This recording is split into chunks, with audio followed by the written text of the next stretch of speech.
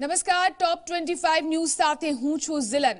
દેશ અને રાજ્યની મહત્વની 25 ખબરો જોઈશું ટોપ 25 માં। નાણામંત્રી પિયુષ ગોયલ લોકસભામાં સવારે 11 વાગે વચગાળાનું બજેટ રજૂ કરશે। અરુણ જેટલી અમેરિકામાં પોતાનો ઇલાજ કરાવી રહ્યા છે, તેથી તેમની ગેરહાજરીમાં નાણાં મંત્રાલયનો વધારાનો હવાલો પિયુષ ગોયલને આપવામાં આવ્યો છે। તેથી સરકારનું વચગાળાનું બજેટ પિયુષ ગોયલ રજૂ કરશે। ઉલ્લેખનીય છે કે ચૂંટણીને કારણે સત્તાધારી સરકાર પૂર્ણ બજેટ રજૂ કરી શકે નહીં, તેથી સરકારે વચગાળાનું બજેટ રજૂ કરવું પડશે। માનવામાં આવી રહ્યું છે કે બજેટમાં અનેક મોટી જાહેરાતો થઈ શકે છે। સંસદના બજેટ સત્રના અભિભાષણમાં રાષ્ટ્રપતિ રામનાથ કોવિંદે સરકારની સિદ્ધિઓ ગણાવતા નોટબંધી, જીએસટી, સર્જિકલ સ્ટ્રાઇક, ઉજ્જવલા યોજના, પ્રધાનમંત્રી આવાસ યોજના અને રાફેલ ડીલ સહિત સરકારની અનેક યોજનાના વખાણ કર્યા। તેમણે કહ્યું કે 2014 પહેલા દેશ અનિશ્ચિતતાના સમયમાંથી પસાર થઈ રહ્યો હતો। મોદી સરકારે આ સ્થિતિમાં આમૂલ પરિવર્તન આણ્યું। આ સરકાર દરેક વર્ગના લોકોની આકાંક્ષા અને આશાઓ પૂરી કરવામાં લાગી છે। સરકારે પ્રક્રિયાને સરળ બનાવવા માટે 59 મિનિટમાં 1 કરોડ સુધીની લોન આપવાની વ્યવસ્થા કરી। 1,16,000 ગામ સુધી ઓપ્ટિકલ ફાઇબર પહોંચાડવામાં આવ્યા। ભીમ એપના માધ્યમથી મોટી સંખ્યામાં ડિજિટલ લેવડદેવડનો પ્રારંભ થયો। છેલ્લા 4.5 વર્ષમાં સરકારે ભ્રષ્ટાચાર વિરુદ્ધ લડાઈ લડી। નોટબંધીના કારણે કાળું નાણું રાખનારા લોકોની કમર તૂટી ગઈ। 3 લાખ કરતાં વધુ નકલી કંપનીઓને બંધ કરવામાં આવી। 8 કરોડ નકલી લાભાર્થીઓના નામ હટાવવામાં આવ્યા। જીએસટીથી એક દેશ એક ટેક્સની અવધારણા સાકાર થઈ। દેશમાં 9 કરોડ કરતાં વધુ શૌચાલય બનાવવામાં આવ્યા। 13 કરોડ લોકોને ગેસ કનેક્શન સાથે જોડવામાં આવ્યા। આયુષ્માન યોજનાનો લાભ 10 લાખ લોકોને મળ્યો। રાષ્ટ્રપતિએ આગળ કહ્યું કે દેશમાં નવા એમ્સ બની રહ્યા છે। माननीय सदस्यगण, हमारी बहुत सी माताएं, बहनें और बेटियां चूल्हे के धुएं के कारण बीमार रहती थी।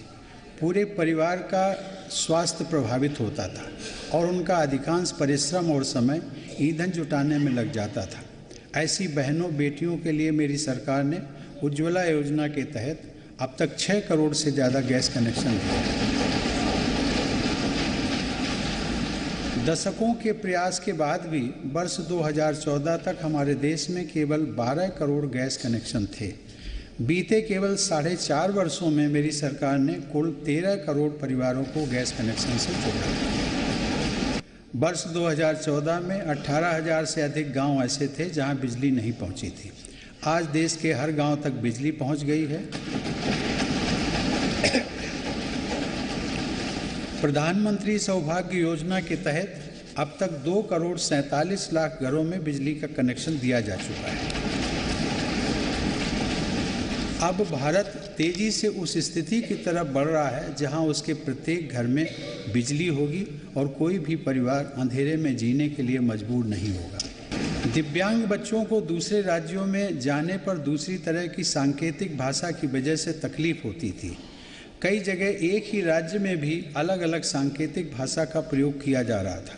उनकी इस तकलीफ को समझते हुए मेरी सरकार ने पूरे देश में दिव्यांगजनों के लिए एक ही सांकेतिक भाषा पर काम शुरू किया। वर्ष 2014 में जहां 1 GB डेटा की कीमत लगभग 250 रुपये थी, अब वह घटकर 10-12 रुपये हो गई है। इसी तरह मोबाइल पर बात करने में पहले जितना खर्च होता था वो भी अब आधे से कम हो गया है। સંસદના બજેટ સત્ર પહેલા પ્રધાનમંત્રી મોદીએ જણાવ્યું કે તમામ પક્ષો સંસદની કાર્યવાહીમાં ભાગ લે। ખુલ્લા મનથી ચર્ચા માટે તમામનું સ્વાગત છે। મોદીએ કોંગ્રેસનું નામ લીધા વિના કહ્યું કે જેમને ચર્ચામાં રસ નથી તેમનાથી દેશ નારાજ છે। અમે સૌનો સાથ લઈને દેશનો વિકાસ કરીશું। સાથે જ મોદીએ કહ્યું કે દેશમાં અત્યારે જાગૃતિનો માહોલ છે। દરેક નાગરિક સુધી તમામ વાતો પહોંચે છે। સારી ચર્ચા ન થવાથી દેશ નારાજ છે। तो इस बार सदन में जो उत्तम और सकारात्मक व्यवहार रहा होगा, उसका एक सकारात्मक लाभ मैदान में भी सदस्यों के तरफ लोगों के देखने के व्यवहार में भी नजर आता रहता है। मुझे विश्वास है इस गंभीरता को सभी लोग स्वीकार करेंगे। सबका साथ सबका विकास, इस मंत्र को लेकर के हम चले हैं।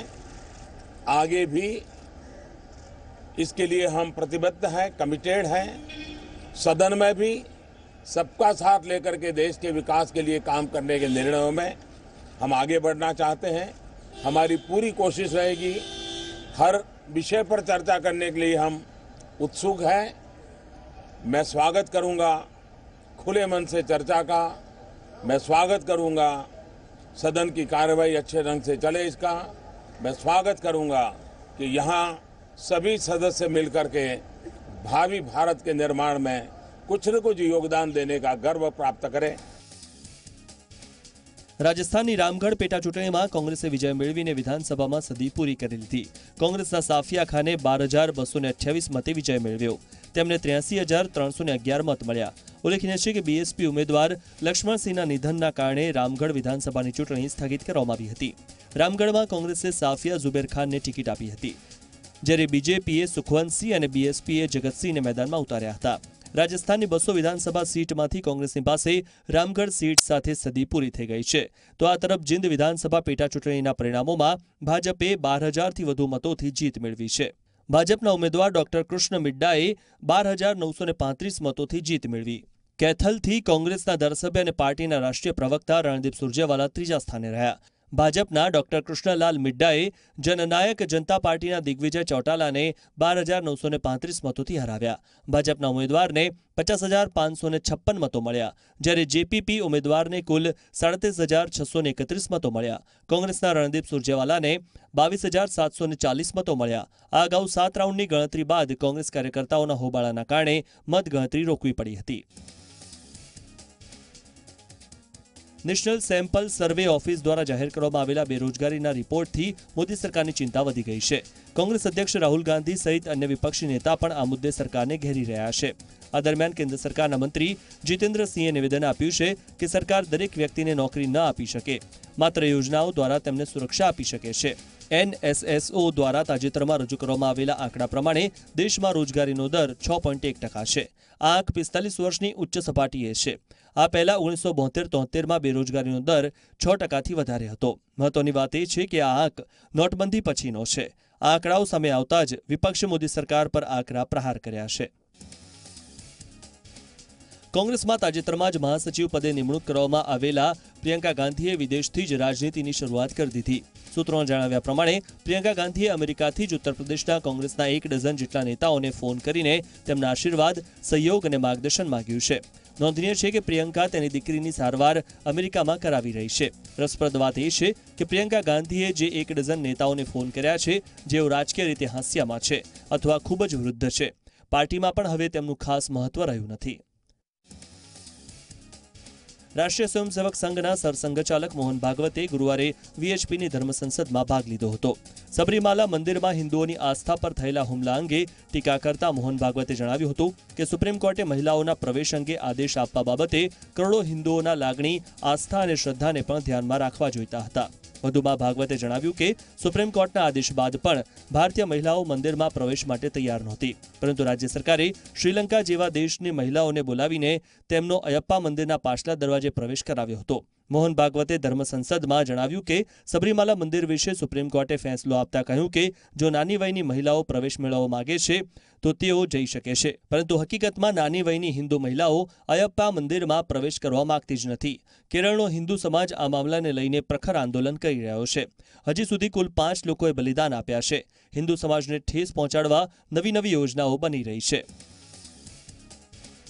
વિશ્વ હિન્દુ પરિષદ તરફથી પ્રયાગરાજમાં આયોજિત ધર્મસંસદનો અખાડા પરિષદે બહિષ્કાર કર્યો છે। અખાડા પરિષદના અધ્યક્ષ મહંત નરેન્દ્ર ગીરીએ કહ્યું છે કે વીએચપીની ધર્મસંસદમાં અખાડા પરિષદનો કોઈ પણ સભ્ય સામેલ થશે નહીં। તેમણે કહ્યું કે વીએચપી આ ધર્મસંસદને રાજકીય રંગ આપી રહ્યું છે। ભાજપે રામ મંદિરના નિર્માણ માટે 4.5 વર્ષ સુધી કશું કર્યું નથી। તેમણે જવાબ આપવો પડશે કે આખરે આટલા સમયમાં રામ મંદિરનું નિર્માણ કેમ થઈ શક્યું નહીં। महंत नरेंद्र गिरीए કહ્યું કે અમે અલગથી સાધુ સંતોની બેઠક કરીશું અને 4 માર્ચ બાદ નાગા સાધુઓ સાથે અયોધ્યા કૂચ કરીશું। નિર્મોહી અને નિર્વાણી વગેરે અખાડાની જમીન છે, તો પછી વીએચપી તેમાં કેમ વચ્ચે કૂદી રહ્યું છે? अखिलेश यादव पर गैरकायदे खाणकाम और रिवरफ्रंट कौभांड मामले कार्यवाही शुरू कराया बाद हवे ईडी मायावती ने घेरवानो प्रयास करी रही है। હાલમાં માયાવતી સરકારના કાર્યકાળમાં કથિત 14 અબજના સ્મારક કૌભાંડમાં ઈડીએ બીએસપી ચીફના નજીકના લોકો વિરુદ્ધ કાર્યવાહી શરૂ કરી છે. ગુરુવારે ઉત્તર પ્રદેશના પાટનગર, લખનઉ અને એનસીઆરના અનેક વિસ્તારોમાં ઈડી દ્વારા દરોડા પાડવામાં આવ્યા છે. ઈડીની ટીમે લખનઉના ગોમતીનગરમાં ઇજનેરો, કોન્ટ્રાક્ટરો અને સ્મારક કૌભાંડ સાથે જોડાયેલા લોકોના ઘરોમાં દરોડા પાડવામાં આવ્યા. વિજિલન્સે 1400 કરોડના સ્મારક કૌભાંડની તપાસ કરી હતી. તપાસ માટે વિજિલન્સમાં 7 ઇન્સ્પેક્ટરની એક એસઆઈટીની પણ રચના કરવામાં આવી. જણાવવામાં આવી રહ્યું છે કે સમગ્ર રિપોર્ટ પ્રાપ્ત થયા બાદ જ ઈડીએ કાર્યવાહી શરૂ કરી છે. 2019ની ચૂંટણી પહેલા બીએસપીના 2 પૂર્વ મંત્રીઓ અને માયાવતીની નજીકના શખ્સ નસીમુદ્દીન સિદ્દીકી અને બાબુસિંહ કુશવાહ દ્વારા માયાવતી પર સકંજો કસાઈ શકે છે. બજેટની પૂર્વ સંધ્યાએ સરકારે સબસિડાઇઝ ગેસ સિલિન્ડરની કિંમતમાં પ્રતિ સિલિન્ડરે ₹1.46 ઘટાડો કર્યો છે, જ્યારે સબસિડી વગરના ગેસ સિલિન્ડરના ભાવમાં પ્રતિ સિલિન્ડરે ₹30નો ઘટાડો કરવામાં આવ્યો છે. આ અંગેની માહિતી ઇન્ડિયન ઓઇલ કોર્પોરેશને આપી છે. આમ ચૂંટણી પહેલા આમ જનતાને વધુ એક રાહત મળી છે. લોકસભાની ચૂંટણીને લઈને ભાજપે નવો નારો આપ્યો છે. અબકી બાર 400 ને પાર નવો નારો આપવામાં આવ્યો છે. भाजपा लोकसभा चुनाव માટે નવો નારો જાહેર કર્યો છે. आज दुनिया भर में भारत सबसे तेज गति के साथ आगे बढ़ रहा है और आने वाले वर्षों में और आगे बढ़ना है, तो एक मजबूत सरकार हमें देश में देखनी है. और निश्चित तौर पर जो निर्णायक सरकार इस बार रही, 30 वर्षों के बाद पूर्ण बहुमत की सरकार नरेंद्र मोदी जी के नेतृत्व में रही, एक बार फिर एनडीए मोदी जी के नेतृत्व में सरकार बनाएगा. अब की बार 400 पार. લાંબા સમયથી ગુજરાત સરકારના કર્મચારીઓ મોંઘવારી ભથ્થું વધારવા માટે માંગ કરી રહ્યા હતા. ત્યારે નાયબ મુખ્યમંત્રી નીતિન પટેલે રાજ્ય સરકારના કર્મચારીઓના મોંઘવારી ભથ્થામાં 2% વધારો કરવાની જાહેરાત કરી છે. 9.61 લાખથી વધુ કર્મચારીઓ અને પેન્શનરોને મોંઘવારી ભથ્થાનો લાભ મળશે, જેનાથી સરકારની તિજોરી પર ₹7,771 કરોડનો બોજો પડશે.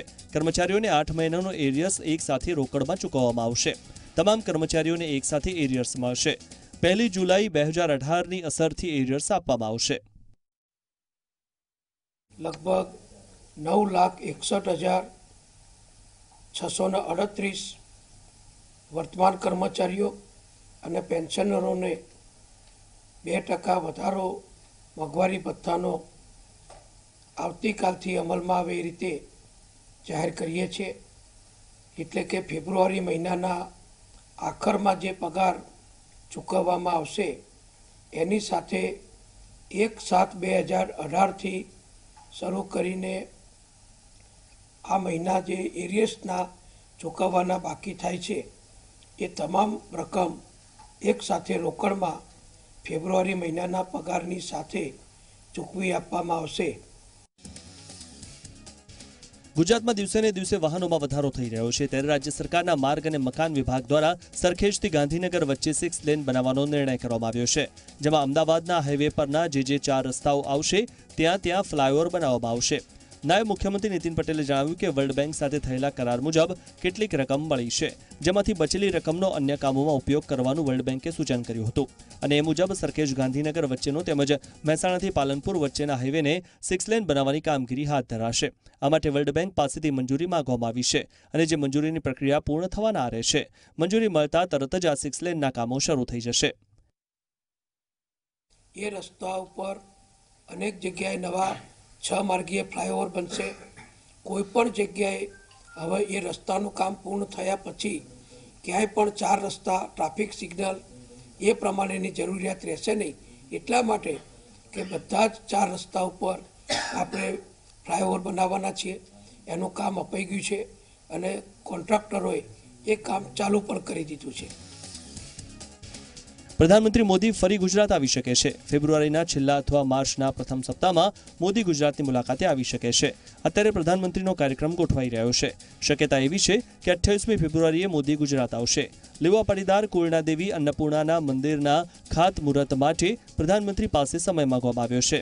આ ઉપરાંત રાજકોટમાં એમ્સનું ખાતમુહૂર્ત પણ મોદીના હસ્તે થઈ શકે છે. 1 મહિનામાં 2 વખત દક્ષિણ ગુજરાતની મુલાકાત બાદ હવે મોદી સૌરાષ્ટ્ર અને ઉત્તર ગુજરાતના પ્રવાસની તૈયારી કરી રહ્યા છે, જેના ભાગરૂપે તેઓ આગામી સમયમાં ગુજરાત આવશે. તો ગુજરાત કોંગ્રેસના પ્રભારી રાજીવ સાતવના ઘરે દિલ્હીમાં બેઠક મળી હતી। આ બેઠકમાં વિપક્ષ નેતા પરેશ ધાનાણી, પ્રદેશ પ્રમુખ અમિત ચાવડા અને ધારાસભ્ય અલ્પેશ ઠાકોર હાજર રહ્યા। ત્રણેય નેતાની રાજીવ સાતવ સાથે બેઠક મળી। બેઠકમાં મહત્વના મુદ્દાઓ પર ચર્ચા કરાઈ। લાંબા સમયથી અલ્પેશ ઠાકોર નારાજ ચાલી રહ્યા છે ત્યારે તે મુદ્દે પણ ચર્ચા થઈ હોઈ શકે છે। તો અલ્પેશ ઠાકોર મુખ્યમંત્રી વિજય રૂપાણીને પણ મળ્યા હતા। ત્યારબાદ અલ્પેશ ઠાકોરને દિલ્હીનું તેડું આવ્યું। બેઠક પૂર્ણ થયા બાદ રાજીવ સાતવના ઘરેથી અલ્પેશ ઠાકોર, અમિત ચાવડા અને પરેશ ધાનાણી એક કારમાં રવાના થયા હતા। અનેક લોકો સામે ખંડણી માંગનાર અંડરવર્લ્ડ ડોન રવિ પૂજારીની ધરપકડ કરાઈ છે। રવિ પૂજારીની આફ્રિકાના સેનેગલમાંથી ધરપકડ કરાઈ। મહત્વનું છે કે રવિ પૂજારી ગુજરાતના અનેક નેતાઓ, બિલ્ડરો અને અનેક લોકો સામે ખંડણી માંગી અને ધમકી આપી ચૂક્યો છે। રવિ પૂજારીની 22મી જાન્યુઆરીએ ધરપકડ કરાઈ હતી। પૂજારી ભારતમાંથી 15 વર્ષથી ફરાર હતો। અમેરિકાના સ્વામિનારાયણ મંદિરમાં તોડફોડ કરવામાં આવી। તોફાની તત્વોએ મંદિરની દિવાલ પર Jesus is the only lord લખ્યું હતું। ધાર્મિક સમાનતા અને માનવાધિકાર પર ભારતને વારંવાર સલાહો આપતા રહેતા અમેરિકાના કેન્ટુકી રાજ્યમાં એક સ્વામિનારાયણ મંદિરમાં આ ઘટના બની। કેન્ટુકી રાજ્યના લુઇસવિલે શહેરમાં આવેલા મંદિરમાં તોફાનીઓએ ભગવાનની મૂર્તિ પર કાળો રંગ પણ છાંટ્યો હતો અને ખુરશીઓ પર ચાકુના વાર કર્યા હતા। ઘટના બાદ ભારતીય સમુદાયમાં રોષ અને આઘાતની લાગણી જોવા મળી રહી છે। આખરે અમદાવાદમાં પ્રથમ વખત મેટ્રો ટ્રેનનો ટ્રાયલ રન સફળ રહ્યો। પ્રથમ વખત મેટ્રો ટ્રેનનો ટ્રાયલ રન કરાયો। એપ્રલ પાર્ક ખાતે કરાયો 900 મીટરનો ટ્રાયલ રન। ટ્રેનને માર્ચ 2019 સુધીમાં કરવામાં આવશે કાર્યરત।